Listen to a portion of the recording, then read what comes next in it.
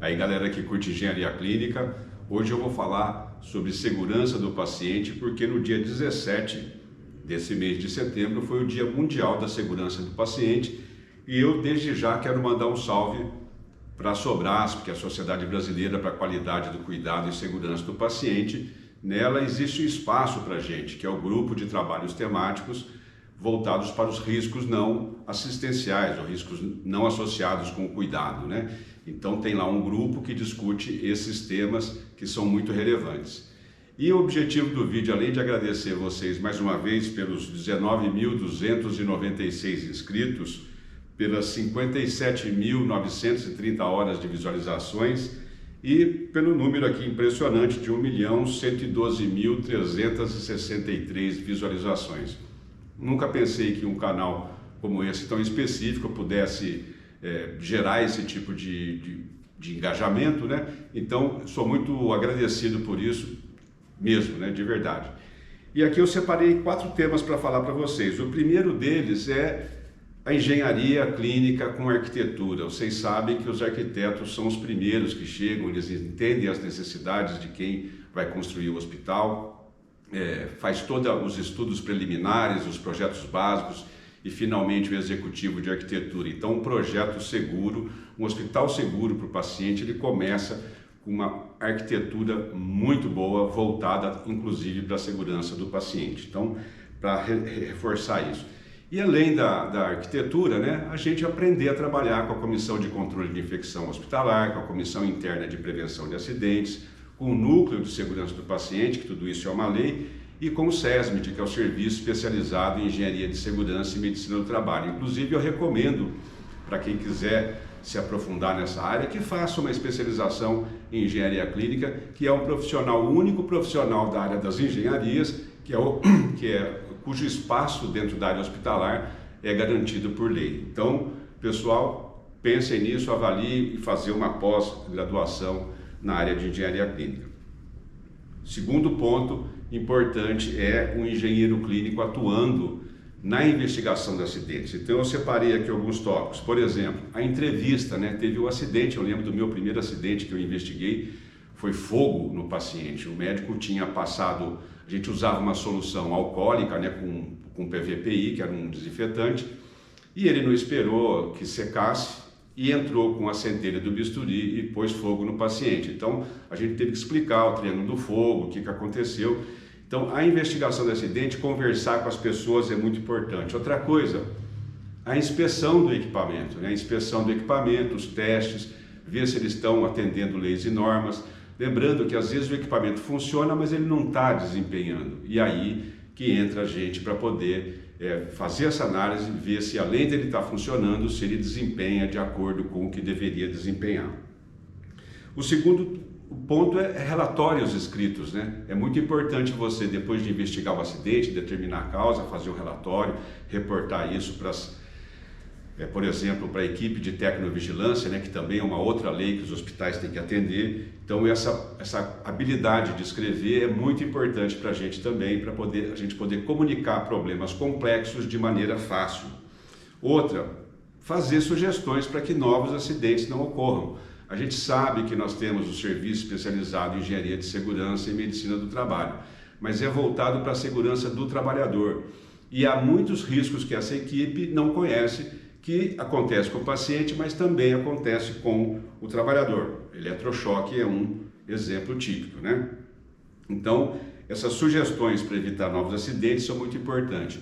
Outro tema, investigou o acidente, relatou, entendeu tudo, treinar as pessoas, né? Treinar as pessoas e avaliar o aprendizado. Não adianta você fazer só treinamento sem você fazer uma avaliação do aprendizado. Fez o treinamento? Fez. O pessoal aprendeu? Então isso tudo tem que ser documentado e é uma área que nós da engenharia clínica podemos trabalhar com folga, né? Outra coisa, você fez a investigação e descobriu que era um problema com o equipamento. Então esse relacionamento que a gente faz com o fabricante é muito importante, a gente acaba dando feedback para ele, né? Muitas vezes, quem lembra do desfibrilador do DF200 da Funbec, ele tinha um botão de sincronismo que às vezes o pessoal apertava o botão de sincronismo, ia fazer um choque, uma desfibrilação, botão de sincronismo apertado, o aparelho não descarregava. Então isso é uma relação, você comunica com o fabricante pode introduzir melhorias que ele não tinha pensado até então, né? E finalmente aqui, né, implantaram medidas de segurança e fazer o segmento, né, fazer o follow-up, né, acompanhar garantindo que ela seja implementada. Então, pessoal, investigação de acidentes é um tema muito importante porque ele dá um conjunto de informações para vários setores do hospital que são voltados para a segurança do paciente. Um outro tema, é uma questão mais ampla, é a segurança hospitalar. O hospital não é ocupado só por trabalhador e paciente, né? Ele tem visitantes e ainda tem o entorno do hospital, onde o hospital está inserido, né? Você pega um hospital que tem edificações muito próximas, você pega fogo no hospital, por exemplo, você pode comprometer inclusive o entorno. Então é importante que a gente amplie a nossa visão, aprenda a olhar o hospital de longe, né? E ver ali todos os parâmetros que podem oferecer riscos para esses que eu falei, paciente, visitante, trabalhador e até para o próprio patrimônio da organização, porque danificando o patrimônio, a organização não consegue produzir resultado em saúde, né? Então depende de equipamento. Então aqui, ó, trabalhar para a segurança desses caras que eu falei, atuar com o SESMIT é muito importante. Enquanto o pessoal do SESMIT tem muita ferramenta de segurança desenvolvidas há muitos e muitos anos, eles não estudam particularidades do ambiente hospitalar, os riscos que os equipamentos oferecem. Então, por exemplo, identificar riscos e o mecanismo de ação. Como é que esse risco se transforma num acidente, numa condição real? Tem um mecanismo de ação.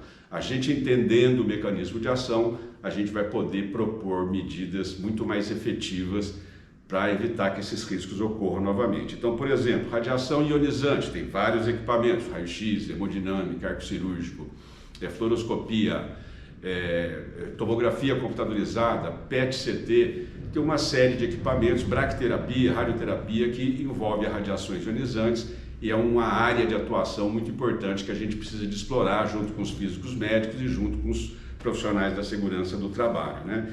E radiação não ionizante, a gente tem ultravioleta, a gente tem o próprio infravermelho, que às vezes ele pode causar dano para o paciente. Lembrando que o ultravioleta ele é utilizado também em sistemas de ar-condicionado ou como medida de engenharia no caso de tuberculose, Covid-19, enfim. Então tem muito assunto para a gente desenvolver. A própria ressonância nuclear magnética tem o quench, né, que é a liberação abrupta do hélio líquido que está ali armazenado.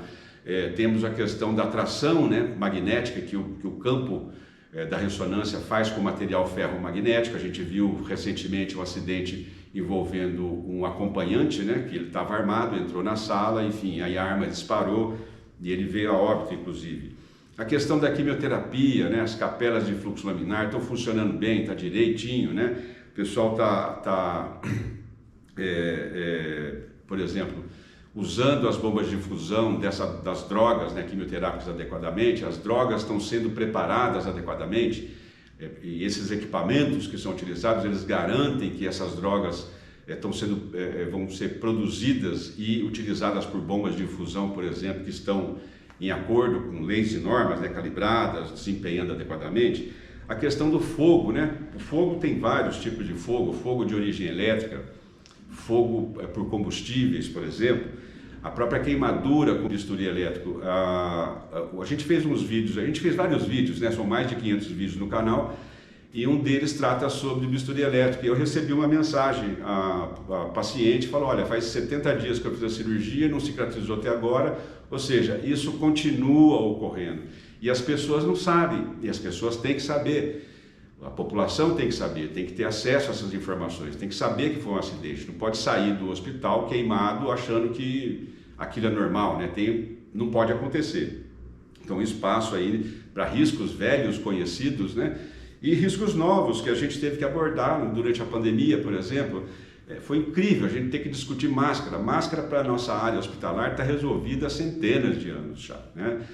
Já tem aí um bom tempo que a gente usa a máscara, sabe que a máscara é efetiva contra a proteção, mas você tem que, vamos dizer assim, a gente teve que reensinar a função da máscara, os vários tipos de máscara, coisa, por exemplo, que está resolvida na segurança do trabalho já há muito tempo, né? A elaboração de relatórios também é muito importante em todos os casos, né? A gente precisa escrever, não só escrever, como escrever bem, né, para se fazer entendido. E ainda na segurança hospitalar, participar de comitês, criar e implementar políticas de segurança do paciente. A gente pode contribuir nessa área dos riscos não assistenciais. E por fim, que eu separei aqui, foi o gerenciamento de risco. Até antes de terminar esse vídeo aqui, eu quero falar que a gente tem uma playlist chamada Engenharia Clínica em mais ou menos 2 minutos. E a gente tem vídeos exclusivos lá sobre investigação de acidentes, sobre segurança hospitalar e sobre esse tema de gerenciamento de risco que eu vou passar rapidamente aqui. Então, prevenir acidentes, lesões, né, são temas da engenharia clínica. O Covid-19, para quem não conhecia a tuberculose, né, teve que entender tudo que a gente fez para prevenir riscos com a tuberculose, teve que entender que isso tudo podia ser aplicado para o Covid, demorou um pouco mais. Então, quem já estava preparado com esse tema, resolveu rápido ali a segurança dentro do hospital, né? Mas vai além, né? A gente tem os pacientes imunocomprometidos, que requerem um sistema de climatização diferenciado, os pacientes que sofreram transplante de medula óssea e por isso estão imunocomprometidos, também requer um sistema de climatização especial. Relacionamento forte, né, com a equipe de tecnovigilância, o gerente de tecnovigilância. A gente tem que ser apoiador desse cara incondicional, que ele pediu, o pedido deles é uma ordem, a gente tem que estar avançando, né? Outra coisa, a gente faz o inventário, que é uma das atividades nossas, mas será que a gente faz uma busca ativa de recall? Vai lá na base do FDA, se são equipamentos norte-americanos, vai na base do MHRA, se são equipamentos de origem inglesa, ou vai na Anvisa, se são fabricantes nacionais. Você pode ali puxar a capivara do equipamento, como a gente diz, né? E aqui, para finalizar, o apoio ao jurídico, seja ele, porque assim, o jurídico, gente, sempre tem 3 caras envolvidos, né? O primeiro, que é o juiz, que vai julgar ali o evento, e ele precisa de um perito. Por exemplo, eu atualmente estou fazendo uma perícia para apoiar um juiz num processo complexo, que é muito interessante para a gente, porque o nosso conhecimento pode ajudar o juiz a tomar decisão. E aí a gente tem as partes, né? A parte do requerente e a requerida. Então, esses dois indivíduos aí no cenário jurídico, o requerente e a requerida, eles também fazem uso dos seus próprios peritos. Então, para cada processo judicial que envolve aí um acidente no hospital, alguma coisa na área hospitalar, é preciso de pelo menos 3 peritos. Quem tiver sem o perito, ele fica mais fraco. Então, o que ele vai fazer, né? E outra, não só o perito judicial da área trabalhista, né? Aí é melhor que ele seja um engenheiro de segurança do trabalho para ter essa autoridade, para ser um profissional legalmente habilitado para fazer isso, né? E isso seriam as causas trabalhistas. Ele vai acabar atuando com o SESMIT, mas não são somente causas trabalhistas que existem no hospital. Então, o que ele pode fazer? Formular quesitos para que o perito do juiz responda. Ele pode também formular as próprias respostas para os quesitos que ele fez, porque qual que é o objetivo do quesito? O objetivo do quesito principal é formular a pergunta de tal forma que a resposta elaborada possa levar o juiz a enxergar uma coisa que uma parte ou outra deseja que o juiz enxergue. E principalmente a parte interessante também, que é a impugnação de quesitos, porque de quesitos ou a impugnação das respostas aos quesitos feitos. E aí é uma discussão que os 3 peritos vão fazer entre si. O ideal, no meu ponto de vista, é que esses 3 peritos sentem juntos, acordem ali a metodologia que vai ser feita para responder esses quesitos e o resultado que der, deu, né? As partes ali teriam que aceitar, mas não é normalmente isso que ocorre. Então, a impugnação de quesitos ou a impugnação de respostas a quesitos feitos para que o perito judicial responda também é uma atividade que a gente pode fazer, tá? Então, esses 3 pontos, né? O mais importante aqui, no meu ponto de vista, é trabalhar bem com a arquitetura, tem a investigação de acidentes, a segurança hospitalar e o gerenciamento de risco. E para finalizar, eu quero lembrar que a gente tem lá na plataforma Hotmart o curso básico de engenharia clínica. Às vezes você quer fazer um investimento numa pós, por exemplo, que é um investimento muito maior, faça um investimento no nosso curso. A partir dali você vai ver, entender tudo, ver como que se vale a pena mesmo, se é isso que você quer, e aí você parte para uma especialização. E o nosso segundo curso, que é o curso de Introdução à Esterilização e Manutenção de Autoclaves. O link vai estar aqui na descrição e é um curso com 10 horas, está muito interessante. Os alunos que já fizeram já nos deram um feedback positivo, estão recomendando para os colegas, mas o que eu peço para você é o seguinte, bota isso no orçamento do hospital, pede para o hospital comprar o curso, bota a turma na sala de aula, vamos assistir essas 10 aulas em grupos, vamos envolver a enfermagem do CME, os profissionais da enfermagem que atuam no CME, tudo isso vai ajudar a fortalecer muito a segurança do paciente também, pela esterilização, custos, uma série de benefícios, né? Até você vai contratar uma empresa terceira, você vai poder supervisionar esse contrato com mais precisão, com mais exatidão. Não basta a autoclave funcionar, ela tem que estar desempenhando. E a gente diz isso no curso, como é que você pode verificar isso, tá? Então, o que eu queria dizer era isso, agradecer de novo pelos 18.296 inscritos no canal, quem sabe ainda hoje a gente chega em 18.300 e vamos continuar trabalhando, jogando luzes nesse tema, que é muito importante, aumentar a relevância e o papel dos profissionais das engenharias, né? Os técnicos, tecnólogos, engenheiros atuando na área da saúde. Então é isso aí, e no mais, aquele muito obrigado pelo seu tempo. Valeu!